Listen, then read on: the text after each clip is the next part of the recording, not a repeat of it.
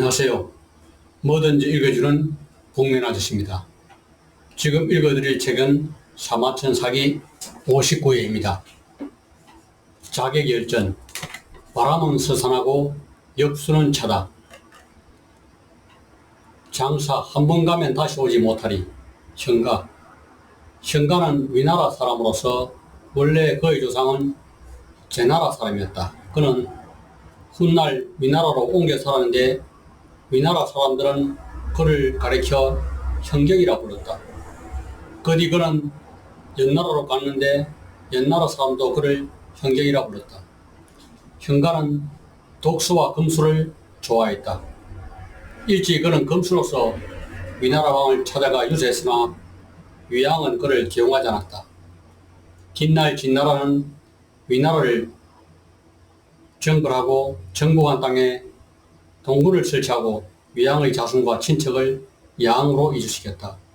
현가는 유차라는 곳을 지나면서 유력하였는데 그때 갑섭이라는 사람과 금술에 대하여 통화했다. 그러던 중 갑섭이 크게 화를 내며 노려보자 현가는 그냥 아무런 말도 없이 일어나 가버렸다. 어떤 사람이 갑섭에게 현가를 다시 불러오자고 하자 갑섭은 방금 내가 그와 금술을 토론할 때 서로 의견이 맞잖아. 내가 눈을 돌아버렸어. 당신들이 가서 찾아보는 것도 무방하겠지만 이러한 상황에서 그가 가버렸는데 두 번 다시 감히 머물 수가 없을 것이요. 그러고는 사람을 보내 현가가 묵던 곳을 찾아보았으나 과연 현가는 이미 유차를 떠난 후였다. 사람이 돌아와 그 사실을 이야기하자 김갑섭은 그는 당연히 도망칠 것이요. 방금 내가 눈을 부라려 놀래주었거든. 이라고 호소했다. 그 후 현가는 조나라도 판단을 받았다. 이때 노구천이라는 사람과 바둑을 두게 됐다. 그러나 크게 말싸움이 일어나 노구천이 버럭 화를 냈다. 그러자 현가는 아무 말도 없이 그 자리를 피해 그 후 두 번 다시 노구천을 만나지 않았다.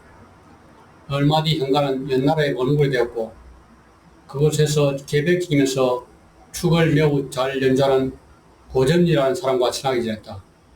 현가는 술을 좋아해 날마다 고점리와 술집에 드나들며 놀았다. 술에 취하면 길거리에서 고점리의 축소리에 맞춰 노래를 부르며 함께 즐겼다. 그러다 감정이 격해지면 남의 눈을 알아보지 않고 서로 부둥켜 안고 울었다. 그러나 이처럼 현가가 술에 탐내고 있었지만 근본은 사려 깊고 독서를 좋아하는 사람이었다. 그는 여러 나라의 유명한 호걸과 현자 그리고 장자들과 교류했다. 그가 연나라에 도착한 뒤 연나라에서 지하의 현자로 널리 알려져 있던 진광 선생 역시 그가 범상한 사람이 아니라는 것을 알아보고 그를 잘 대접하였다. 복수에 불타는 연나라 태자단. 현가가 연나라로 간 뒤 얼마 지나지 않아 진나라에 인질로 가 있던 태자단이 연나라로 도망쳐 들어왔다.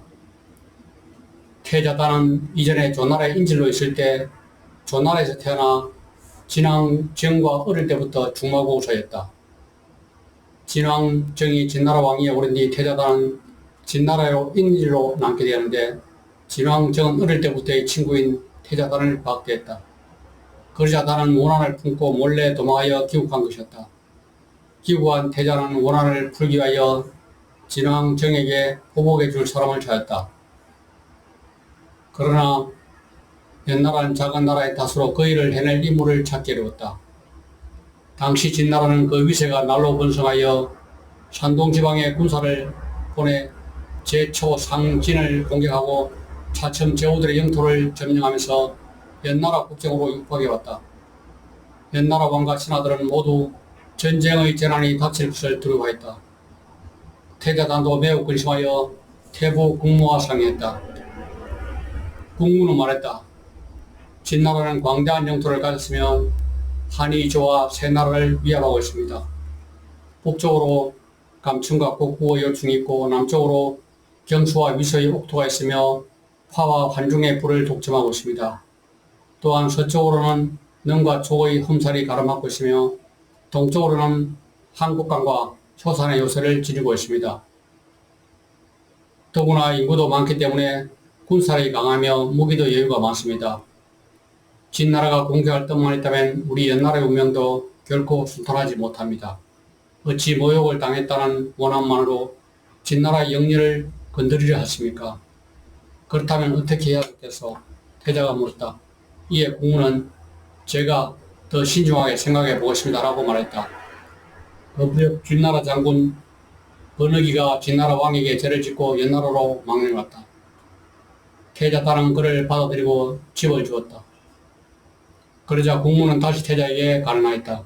안 될 말씀입니다. 포악한 진나라 왕은 그렇지 않아도 지금 연나라의 감정이 좋다는데 번장군을 보호해주고 있다는 소식을 들으면 어떻게 되겠습니까? 그것이야말로 굶주린 호랑이 앞에 고기를 갖다주는 격으로 재앙을 피할 수 없게 됩니다. 그러니 번역이 장군을 즉시 흉노로 보내십시오. 진나라의 구실을 주면 안 됩니다. 그런 연후에 삼중과 맹약을 맺고 제추와 연합하여 북쪽의 경로와 동맹을 맺어야 합니다.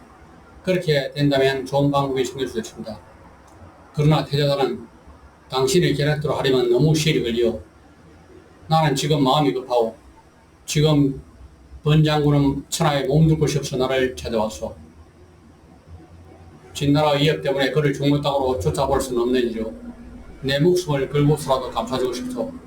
그러니 다른 방법을 생각해 주시기 바라오라고 말했다. 이에 공무가 말했다. 위험한 일을 하면서도 안전을 구하고 화이샷을 부리면서 오히려 행복을 추구하며 천박한 것을 계획하면서 도리어 원한을 깊게 만들고 새로운 친구를 만들기 위하여 국가의 재앙을 돌보지 않는 것이 이른바 원한은 깊게 하고 후한을 크게 하는 일입니다. 기러기 털을 화롯가에 오려놓게 되면 반드시 모든 것이 사라지게 됩니다. 흉포한 독수리와도 같은 진나라가 만약 연나라에 원한에 사무친 보복을 솟아붓게 된다면 그 결과는 과연 어떻게 되겠습니까? 제게 별다른 방책이 서지 않습니다만 다행히도 연나라에 정광선생이라는 분이 계십니다. 사례가 깊고 용기 있는 인물입니다. 가히 상의할 수 있을 것입니다. 그러자 태자는 태보의 소개로 전선생을 만날 수 있겠습니까? 라고 물었다. 그렇게 하겠습니다. 공무가 대답하였다. 죽음으로써 비밀을 지키다. 공무는 정광선생을 찾아갔다. 태자께서 선생에게 국사를 상의하고 싶어 하십니다.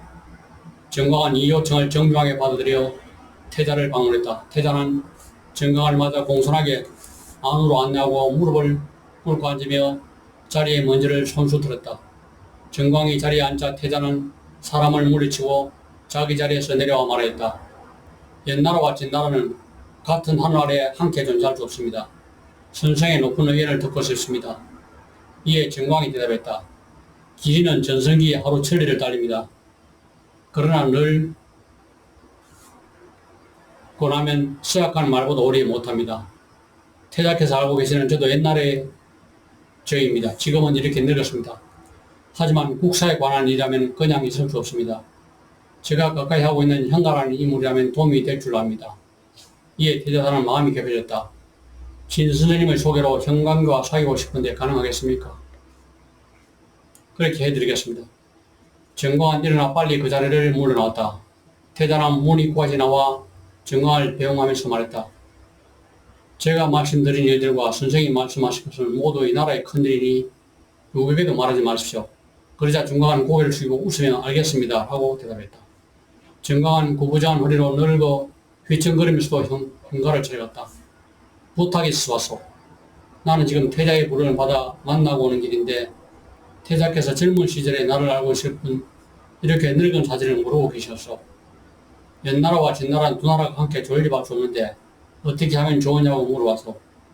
나는 당신과 나 사이를 외인이 아니라 여기에 당신을 추천하였소. 바라건대 궁으로 가셔서 태자를 만나 주시길 바라고. 그렇게 하겠습니다. 현관을 즉시 선하겠다. 그러자 정광이 말했다. 뛰어난 인물은 남에게 의심받는 일은 하지 않는 법이오. 그런데 태자는 나라의 대사에 관한 것이 남에게 말하지 말라고 나에게 말소. 이 말을 들은 나는 일단 태자에게 의심을 받은 것이오. 남에게 내용 등을 의심받는다면 난 이미 허사를 할 수 없어. 그는 자사로서 현가를 정리하고자 했다. 그는 빨리 태자를 만나 뵙고 나 정광이 이미 죽었으며 그로서 내가 비밀을 확실하게 지켰다고 전해주시오 라고 말하고는 그 자리에서 스스로 목을 찔러 자기라 했다. 한 사람의 목과 지도 한 장만 지니고 장도에 오르다. 현가는 곧 태자를 만났다. 우선 정강의 자결과 그가 남긴 말을 전했다. 그러자 태자는 두 번 절을 하며 바닥에 꿇어앉아 무릎 꿇음으로써 다가와 빈 눈물을 흘렸다. 한참이 지난 후 비로소 태자는 목이 맨 채로 정강 선생께서 비밀을 지켜달라고 부탁한 것은 나라의 대사를 성취시키기 위해서였습니다. 그런데 정강 선생이 이렇게 죽음으로써 비밀을 지키려고 하신 것이 어찌 나의 본이겠소? 라고 탄식하지 말았다. 현가가 자리에 앉아 태자는 자리에서 내려오더니 머리가 땅에 닿도록 절을 하고 말했다. 정강 선생은 나 같은 부족한 사람 위해 당신을 만나 상의할 기회를 주셨습니다. 이는 가히 하늘이 옛날을 가련하게 생각하고 나를 버리지 않은 것이라고 할 것입니다. 지금 진나라의 탐욕은 끝이 없습니다. 천하의 영토를 모두 빼앗고 모든 나라의 왕을 신하로 굴복시킨 데도 모자랄 것입니다. 이미 한나라 왕을 포로 붙잡고 그 영토를 합병시켰으며 지금 군사를 일으켜 남쪽에 있는 초나라를 공격하고 북쪽으로는 조나라를 치고 올라오는 중입니다. 조나라의 힘으로는 도저히 정할 수 없으니 한국은 필연적이라 할 것입니다. 조나라가 한국하면 그 다음은 우리 옛나라입니다. 우리 옛나라는 약소국인데다 그들 때는 질환에 시달려 국력을 총동원하더라도 진나라의 상대가 될 수 없습니다. 제후들도 모두 진나라를 두려워해 합종을 제의하는 사람 하나 없습니다. 그래서 내 생각으로는 비록 보잘것 없고 어리석은 방법이지만 천하에서 겨루은 한 분의 용사를 청하여 진나라의 사신으로 보내려 합니다. 많은 이익으로서 진왕을 유혹한다면 진왕은 탐욕스럽기 때문에 반드시 우리의 희망이 이루어질 것입니다. 만약 진왕을 일단 인질로 잡게 된다면 노나라의 조말이 제나라의 황공에게 됐듯이 진왕을 협박하여 제후들로부터 빼앗은 영토를 모두 반환하라고 요구하는 것입니다. 다행히 이에 응하면 가장 좋겠지만 만일 되지 않다면 찔러 죽여버리는 것이죠. 지금 진나라는 장군들이 국외에 나가 연전연승하고 있지만 국내에서 혼란이 일어나다면 군주와 신하들 사이에 서로 갈등이 소로될 수 있습니다. 그 틈을 타서 제후들이 합종을 이루면 반드시 진나라를 격파할 수 있을 것입니다. 이것이 나의 염원입니다. 그러나 도무지 부탁할 만한 인물을 찾을 수 없었습니다. 부디 형님께서 이 일에 관심을 가져주시길 바랍니다. 한동안 침묵이 흘렀다. 얼마 후 현가가 말했다. 이는 나라의 막중한 일인입니다. 신은 용렬하고 무능하여 태자님의 바람을 이뤄내지 못할까 두렵습니다.